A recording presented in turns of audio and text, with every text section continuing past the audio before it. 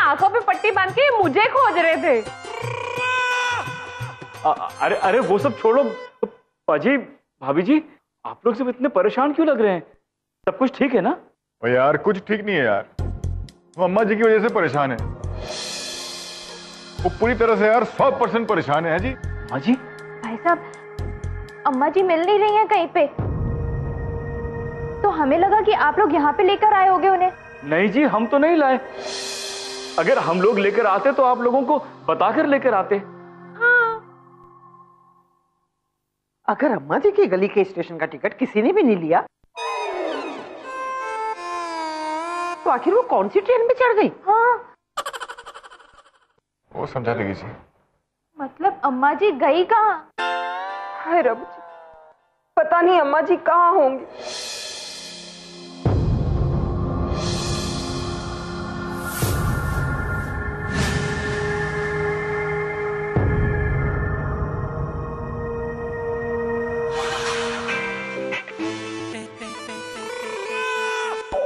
आपने अम्मा जी को कहीं देखा है? नहीं देखा।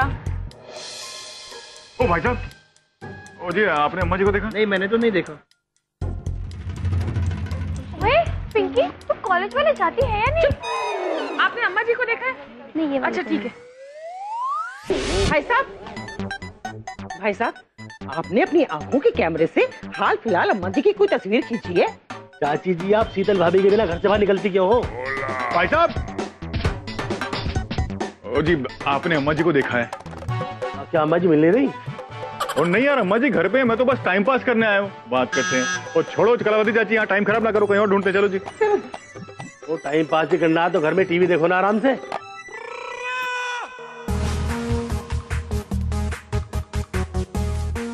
बिट्टू जी ध्यान से, कहीं कोई आके दफा ना कर दे। फिक्र ना करो बिट्टू जी, तेरे ऊपर छापा तो आज पड़ी जाना है। ओ यार, अम्मा जी का कहीं कुछ पता नहीं चल रहा है यार। वो पता नहीं कहाँ चली गई, क्या हुआ उनके साथ। चलो हटो। ओए हट। ओए किस बात की भीड़ लगी इतने? इतनी की लंगर का प्रसाद बट रहा है। भाई साहब, यहाँ तो जी वो कुतुबुद्दीन हलवाई नहीं, कुतुबुद्दीन हवलदार होते हैं जी। आप कौन? ओ भाई साहब, हमारे डिपार्टमेंट में ट्रांसफर भी कोई चीज होती है। कुतुबुद्दीन का ट्रांसफर हो गया है, वो लुधियाने गया है। अच्छा जी हवलदार जी, तो अपना प्रॉब्लम आप ही को बता देते, हम अपनी अम्मा जी को ढूंढ रहे हैं, वो मिल ही नहीं रही। ओ अम्मा जी, कुतुबुद्दीन ने बताया था वो अम्मा जी के बारे में। अच्छा, तो आपको बताया तो उन्हें कौन ले गया? चलिए जी। हवलदार जी, आप प्लीज अम्मा जी को ढूंढ दो प्लीज। 2 घंटे हो गए, उनका कुछ पता ही नहीं चल रहा है। ओ जी, कानून के हाथ बड़े लंबे होते हैं, जल्दी पहुंच जाएंगे अम्मा जी के पास। असि पंजाब पुलिस है जी। भाभी, जाले छुड़ाने के लिए ना आप इनसे कानून के हाथ ले लो। वैसे भी आपके हाथ छत तक नहीं पहुंचते। भाई साहब, वो जलिए जी, बिल्कुल जलिए कंप्लीटली। मतलब आप तो जी इसकी बात में लॉजिक ना ढूंढो, आप एक काम करो, अम्मा जी को ढूंढो जी। हाँ जी।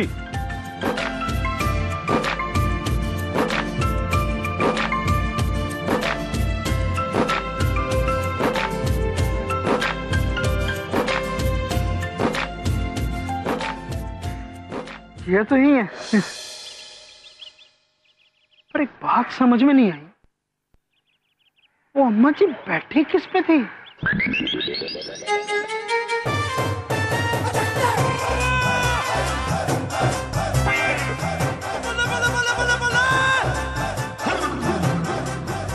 अम्मा जी, वो देखो अम्मा जी।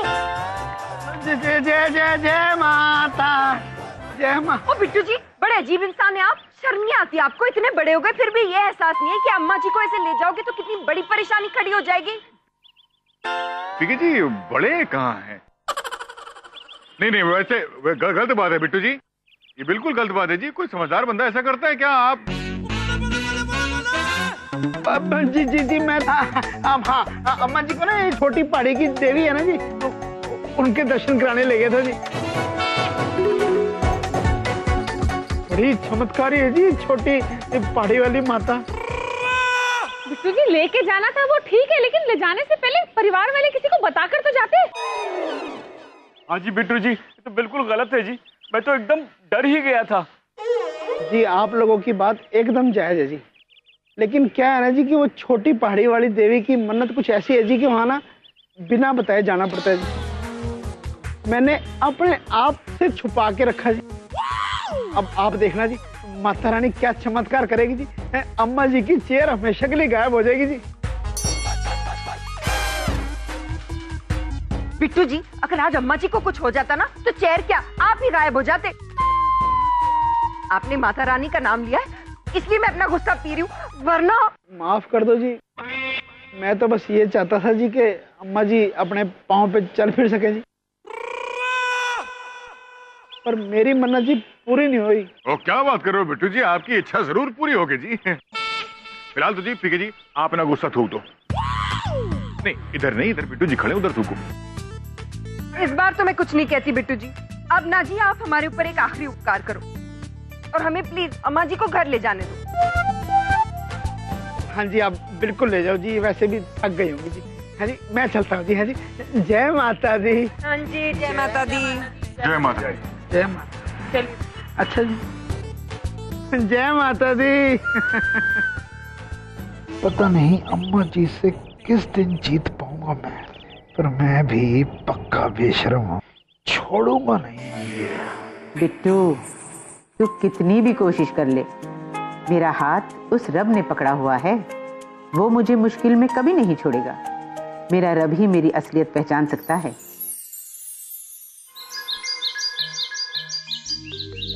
सतनाम श्रीवाहे।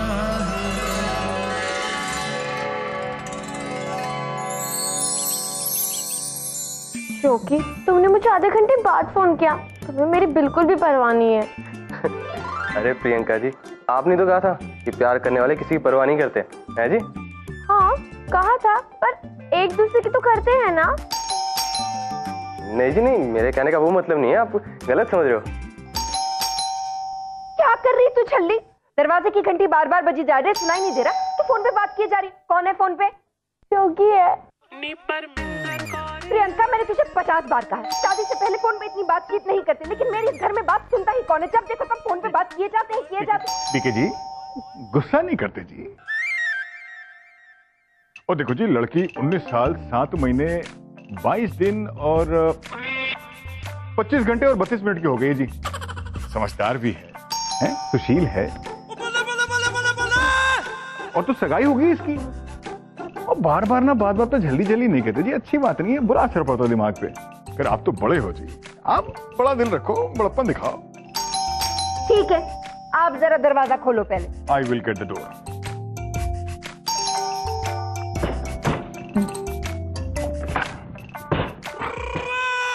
Telephone bill. अच्छा बधाई हो, काफी बिल आया है। आपका पीसीओ काफी अच्छा चलता है जी। पीसीओ? ओए मेरे घर के टेलीफोन का बिल है। पीसीओ बात करता है ये।